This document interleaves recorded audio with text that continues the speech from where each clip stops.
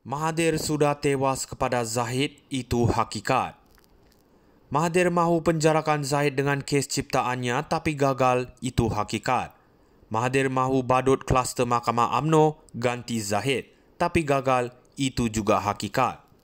Mahathir kenakan Zahid ketika Mahathir ada kuasa Perdana Menteri dan Zahid lawan Mahathir tanpa apa-apa jawatan kerajaan dan Zahid menang. Mahathir gagal lagi, itu juga hakikat. Mahathir mahu Zahid bubar UMNO tapi Zahid enggan, itu juga hakikat. 2 kali perlu hadapi Zahid di mahkamah untuk kes saman kuti yang Mahathir failkan terhadap Zahid dan 2 kali itu Mahathir masuk IJN, itu hakikat. Zahid mungkin bukan hero pada pandangan Mahathir, tapi tidak khianat gadai pulau atau lesapkan RM30 bilion wang rakyat seperti Mahathir. Kepada Tun Mahathir, jika perkara berkaitan hal-hal seperti kenyataan Ahmad Zahid bahawa beliau berjaya jatuhkan Mahathir dan menjadi dalang jatuhkan Mahathir, pasti Mahathir akan respon segera. Jika tenat dalam IJN pun Mahathir pasti bangkit menjawab. Itulah Mahathir yang sentiasa tidak mahu kalah kepada musuh yang beliau cipta sendiri akibat agenda peribadi. Memang benar musuh Mahathir adalah yang beliau cipta sendiri. Sepatutnya selepas bersara mantan Perdana Menteri yang baik akan duduk diam dan sekali-sekala menegur kerajaan. Tapi akibat agenda dan kepentingan peribadi yang banyak untuk dijaga, maka Mahathir perlu kacau dan ganggu Perdana Menteri dan bermusuh dengan yang masih aktif politik. Terkini, sebaik saja Ahmad Zahid beri kenyataan beliau dalang utama jatuhkan Mahathir, terus Mahathir panas hati dan tidak dapat mengawal perasaan dan terus beri kenyataan balas. Mahathir tidak akan respon kepada hal-hal lebih penting seperti mana disorok laporan RCI RM30 bilion, kenapa ZD Aziz dan Hakim Nazlan tidak didakwa, kenapa akur kepada Singapura dan serah Pulau Batu Putih. Mahathir juga tidak beri kenyataan berkenaan pemimpin Parti Bersatu penuh gelumang dengan kes rasuah dan seleweng.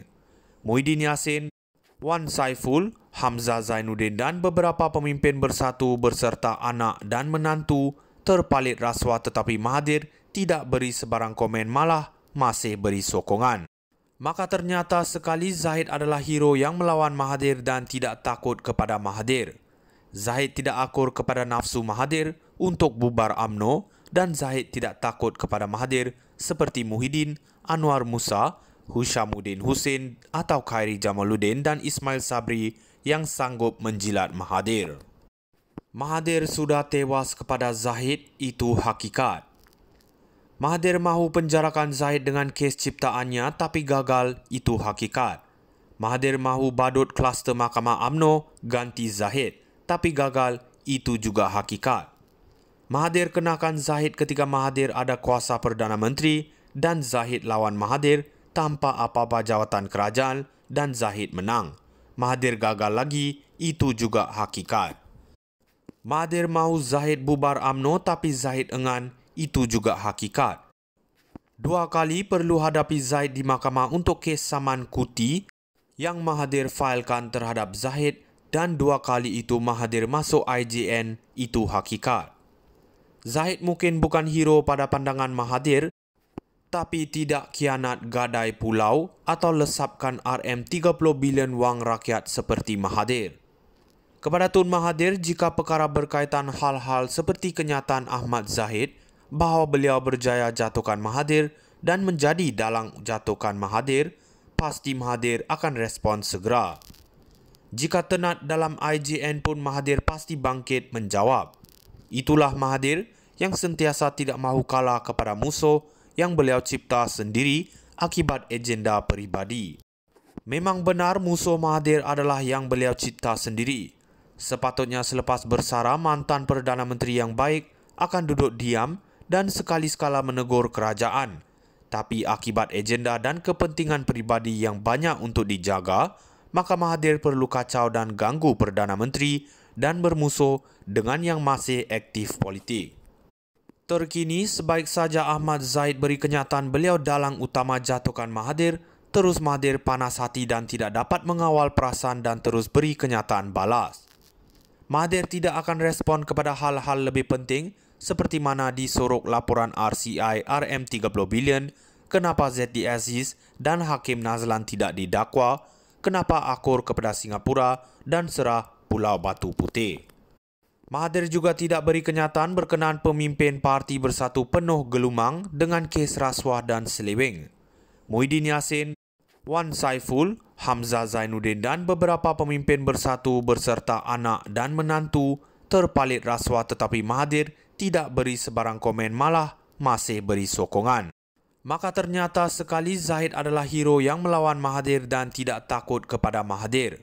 Zahid tidak akur kepada nafsu Mahathir untuk bubar UMNO dan Zahid tidak takut kepada Mahathir seperti Muhyiddin, Anwar Musa, Hushamuddin Hussein atau Khairi Jamaluddin dan Ismail Sabri yang sanggup menjilat Mahathir.